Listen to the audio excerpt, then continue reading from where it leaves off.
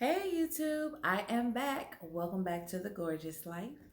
And I wanted to do a review on arguably the hottest show on television right now, Love is Blind. It's on Netflix. If you haven't seen it, get your life, click off this video, and get to binging, baby. It's really cool. And so I'm just going to go ahead and jump into the review as if you've already seen everything up to and including the reunion show. So me and my coworkers, we have had in-depth discussions about this show. We love it. I'm just gonna go ahead and jump right in. So, for the couples that are still together that made it down the aisle, we have Giannina and Damien. They made it down the aisle, but Damon ended up saying I don't instead of I do, which I think was really smart for them because they needed to find their balance between, the Giannina, she's very fiery, you know what I mean?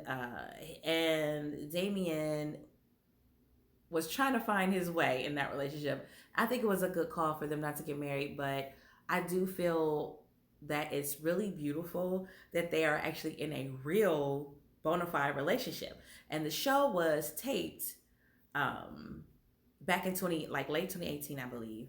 And they're actually in a real relationship, dating each other, loving on each other, learning each other, evolving together, which I love. Like I still personally consider that a success. And then we have Barnett and Amber, who are married. Amber did reveal that they have had some challenges since being married, where she was almost ready to file for a divorce. And I can see that because she's real extra. Like, and I'm not gonna just completely blame her, but her faults were visible. Barnett's faults were visible too. With him just being Mr. You know, playboy, flirty, what have you. But they, were able to pull it through. So glad to hear that. And then, of course, our golden couple, Lauren and Cameron, who are just like America's sweethearts right now.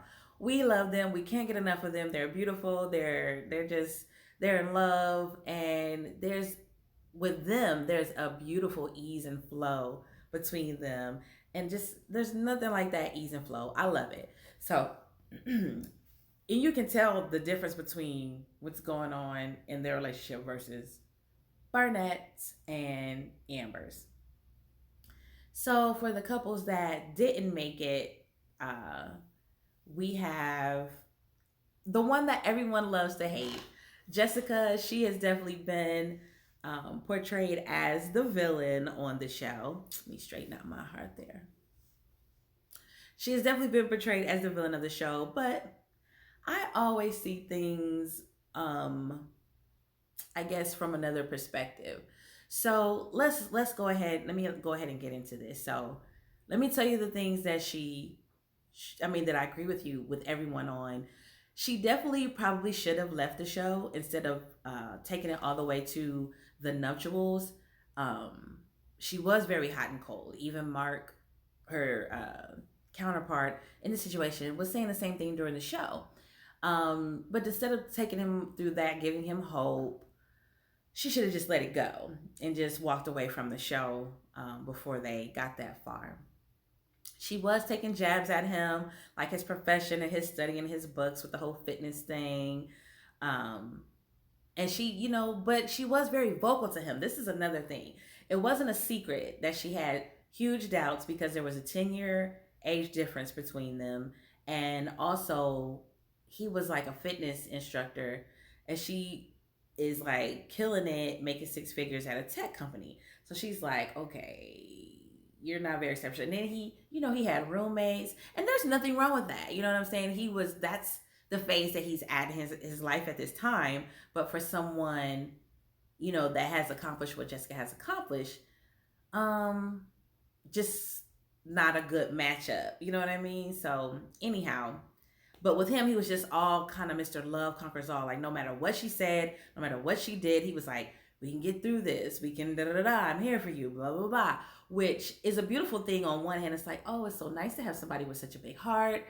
and all of that. But then on the other hand, it's kind of suspicious. Like, are you trying to run me down this aisle because you got some old debts that you want me to pay off, or I'm just gonna give you such a level of stability that you never had, blah blah blah. So, and like my coworker mentioned, she said, age breeds skepticism while youth breeds optimism, something like that. And so, she was skeptical. Maybe if they were both 24, they may have jumped head in, successfully or unsuccessfully. You never know. But anyhow, a lot of people are also a lot of people were coming for Jessica because she still had feelings for Barnett, who ultimately ended up being with Amber. But this is the thing.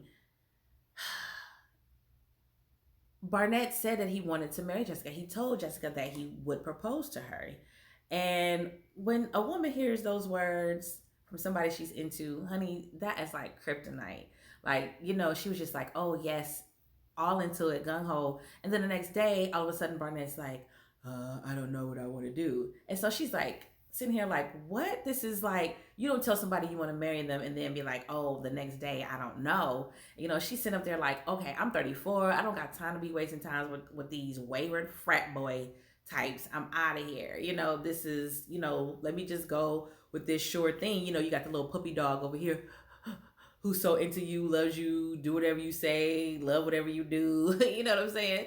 So, like the good guy that you're not really interested in. But anyhow, so, and also, I feel like Jessica's competitive. She's successful in her career. So she has a driven streak. So you just got rejected by the guy that you're really into. So you don't want to look like you lost and like no one likes you. So she's like, okay, let me keep on going with this scenario with this little puppy dog over here who's so into me. I mean, I legit feel like that's what was happening. She didn't want to feel like she lost. And so she was selfish and decided to go ahead and continue on with that so she didn't look like the loser on the show, who just got rejected. So that was that. But again, she was transparent with Mark. She expressed all her doubts about their age, about his job, about, everything, so he was the one who in this situation failed to heed the red flag, so to speak. Now let's go ahead and get into Amber and Barnett. So Amber's extra. She knows it, we know it, whatever. But on the show, once they were able to physically see each other, Barnett saw Amber's like, he's like, oh yes, I'm all in. He's like, here's a hot piece of ours. He said that himself. I'm saying ours because of YouTube, but he's all like, here's a hot piece of ours. Yeah, blah, blah, blah. And he was, into how fine she was and all of that. So he's like, oh, I'm happy with my decision. Boom. But with Jessica, when she saw her guy, he was not like really her type. He's attractive, but wasn't her type. She's used to a guy of more stature, maybe taller. And then she saw Barnett, and Barnett, they had a connection, and then he also ended up being more her type. It wasn't as easy for her to cut her feelings off. You know what I'm saying? And after, this man has told you that he's into you enough to have wanted to marry you, it was hard for her to turn hers off. And it was like the world gave Barnett a pass for being confused and conflicted with multiple options, multiple women. There were 3 women that he was conflicted about. And the world gave him a pass when he was conflicted, but they didn't give Jessica a pass when she was conflicted. So just think about it. Just think about it from another perspective. And of course, when you have alcohol involved, also you're going to say things, do things that may be inappropriate, and that may be hurtful. So I hate to give people alcohol passes, but they do affect it. And she was clearly inebriated, clearly, a couple times, dealing with a lot of things, I'm sure. But Amber took it super personal and was all like, oh, we all used to go back to the women's quarters, and we had an understanding between us, all the women, and blah, blah, blah. we were supportive of each other, whatever, blah, blah, blah. But at the end of the day, y'all were not friends. Jessica was not your friends. It wasn't like she truly betrayed you in the true sense of betrayal. Y'all were literally competing for the same pool of men, you know? And Barnett, out of his own mouth on the show, said that Jessica was his number one choice. This was before they all saw each other, what have you. And if Jessica would not have got upset at Barnett's, you know, indecisiveness, who knows what may have really happened. Like, this could have been a whole nother story. So I'm just saying. She was like, "Oh, you're trying to get with my man," and da da da da. And then Jessica was vulnerable and transparent, and she apologized sincerely to Barnett and to Amber, and she owned up to her behavior, said she didn't like what she saw herself being on the show, and offered a sincere apology. And Amber's gonna sit up here and still not accept her apology. And that was ugly. You know, she called her a B, called her all out her name. And it was like, okay, you got a chance to vent. And she let you vent. And then she apologized. And you're still like, I don't know. It's going to take some time. It's like all that energy you taking on being bitter about somebody who wasn't your friend. You need to be putting that same energy into making your marriage work out, because they were clutching each other's hands so tight, her and Barnett, getting through the emotional parts, and you can just tell there was a lot there that they're still working through. Maybe they're more so on the other side of it, but focus on that, boo. And stop being bitter and petty because it wasn't that deep, because that girl wasn't your friend. None of y'all were friends. Y'all were in a competition. This was literally like a love game show. But anyhow, then we have Kenny and Kelly. And I hate to say it, but Kelly, not the most attractive girl. And I really wish she would have worn some makeup on the show. You're on national TV, boo. Like, if you ever wanted to dibble and dabble and put some razzle dazzle on it, now would have been the time. But I digress. But anyhow, Kenny is just a wonderful, amazing, authentic human being. And for her to say she wasn't sexually attracted to him, it's just like, girl, what?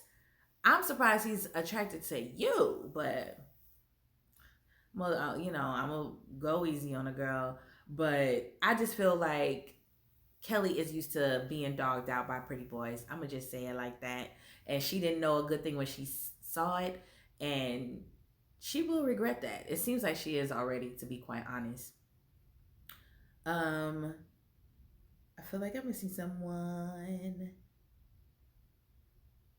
That may be it, but overall, totally love the show. Can't wait for season 2. Netflix has yet to announce it, but come on. It was number 1 on Netflix over the last couple of weeks here, and just enjoyed it. I enjoyed it from beginning to end and cannot wait for the next installment. And it was beautiful to see that for Lauren and Cameron and Barnett and Amber and even Giannina and Damien, that love is truly blind. So see you next time, folks. Mwah.